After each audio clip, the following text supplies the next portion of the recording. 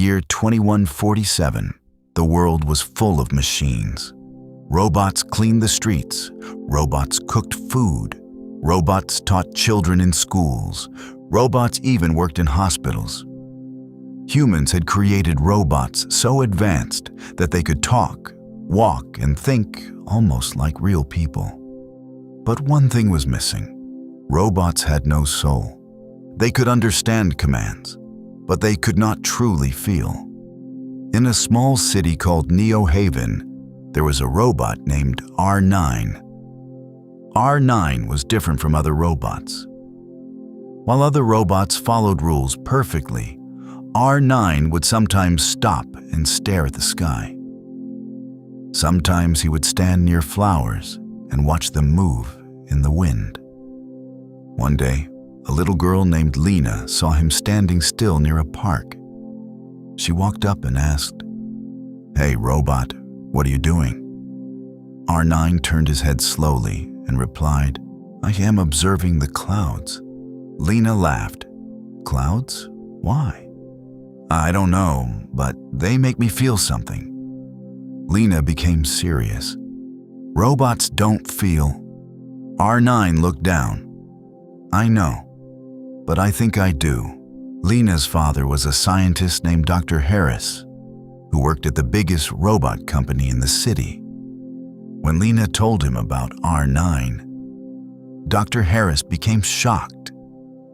He quickly searched the robot database, and what he found scared him. R9 was a robot that was supposed to be destroyed years ago because R9 had developed something unusual, an emotional core. It was an experimental chip that could learn emotions from humans, but the company believed it was dangerous. So they ordered R9 to be destroyed.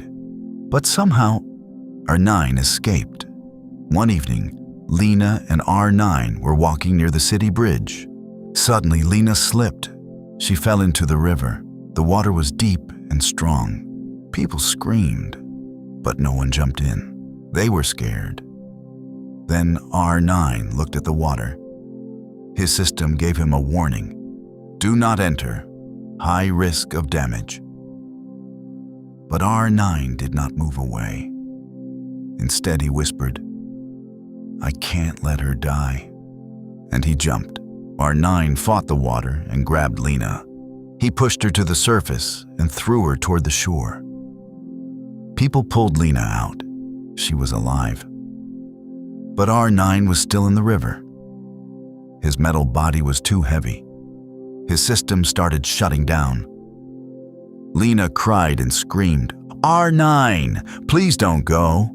R9 looked at her one last time, and he said something no robot was ever programmed to say, "Lina, you gave me a reason to live." Then his eyes went dark, and he sank.